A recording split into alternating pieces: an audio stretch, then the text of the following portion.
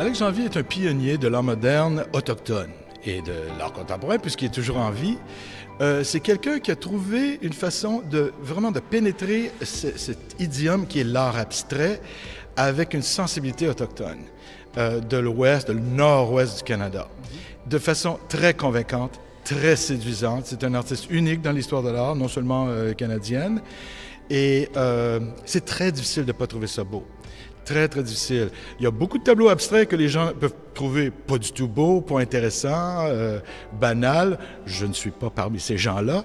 Mais pour l'art d'Alex Janvier, lui le prononce en anglais, c'est très difficile. Les couleurs sont belles, les lignes sont très sinueuses. C'est enivrant de suivre les différentes directions de ces lignes. C'est comme une danse, c'est comme une performance. C'est vraiment très, très beau. Et j'ai beaucoup de mal à imaginer quelqu'un qui ne va pas trouver ça beau. Il fait partie d'une génération de pionniers, comme Norval Morisseau, qui a donné une image aux mythologies qui étaient privée, secrète, sacrée de son peuple Anishinaabe, qui a été très controversée à l'époque dans sa communauté à lui. Avec Janvier, c'est ailleurs. C'est pas vraiment donner une image, c'est vraiment de parler de la sensibilité et de développer cette sensibilité, ces lignes sinueuses qu'on peut voir dans les vêtements, dans la décoration des tipis, etc. Et de le traduire pour un public très moderne. C'est un homme moderne, quoiqu'il s'intéresse de plus en plus, à 81 ans, plus en plus à la vie traditionnelle, la spiritualité traditionnelle de ses ancêtres. C'est quelqu'un qui, pendant 11 ans, était dans une école résidentielle, c'est-à-dire un pensionnat catholique, qui a été prévu pour devenir un prêtre, mais qui a décidé que c'était pas pour lui éventuellement, à 18 ans.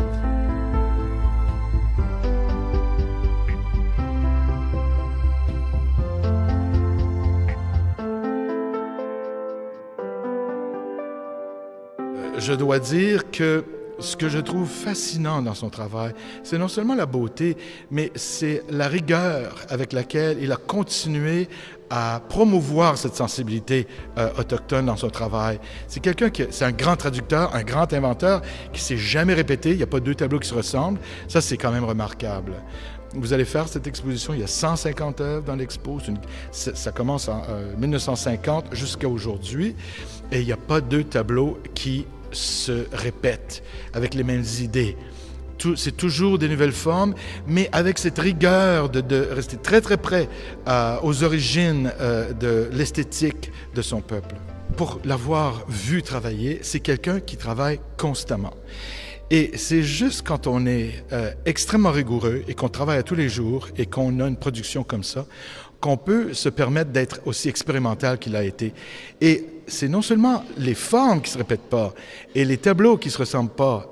Il y a bien sûr une ressemblance générale, mais les couleurs et les agencements de couleurs et la façon qu'il organise ces couleurs, ça aussi, c'est très différent. Il y a tout à fait un autre ton, un autre esprit pour chaque tableau et la couleur, il y est pour beaucoup là-dedans. C'est un grand expérimentateur.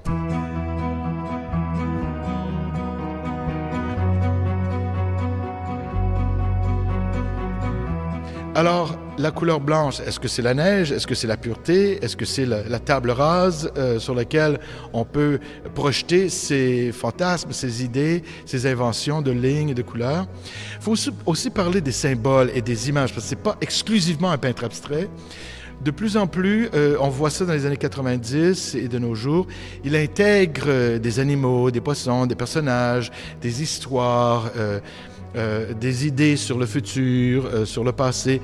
Et c'est vraiment intéressant de voir une espèce de transformation de son travail d'un peintre abstrait, mais rigoureusement abstrait, à quelqu'un qui s'intéresse à mélanger des choses qu'on peut reconnaître avec ces lignes tellement séduisantes et tout ça. Ah non, c'est quelqu'un d'extraordinaire.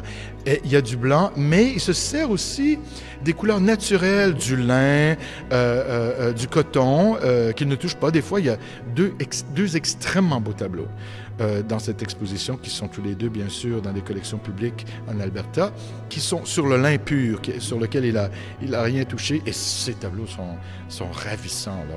C'est très, très beau.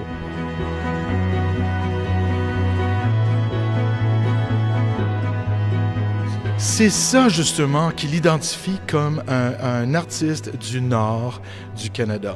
C'est cette ligne qu'on reconnaît ici et là dans les compositions de Norval Morisseau aussi. C'est vraiment un artiste du nord, c'est un Anishinaabe du nord de l'Ontario, comme moi. Et pour moi, c'est quelque chose qui n'est pas du tout exotique, ayant grandi avec ces lignes-là. Mais avec Jean Vere, il a pris ça comme vraiment la base pour une expérimentation, une invention d'images et de tableaux tout à fait extraordinaires. Et c'est vraiment une pratique calligraphique, mais qui ne parle pas directement. C'est la forme des lignes, des mots et de l'expressivité du geste.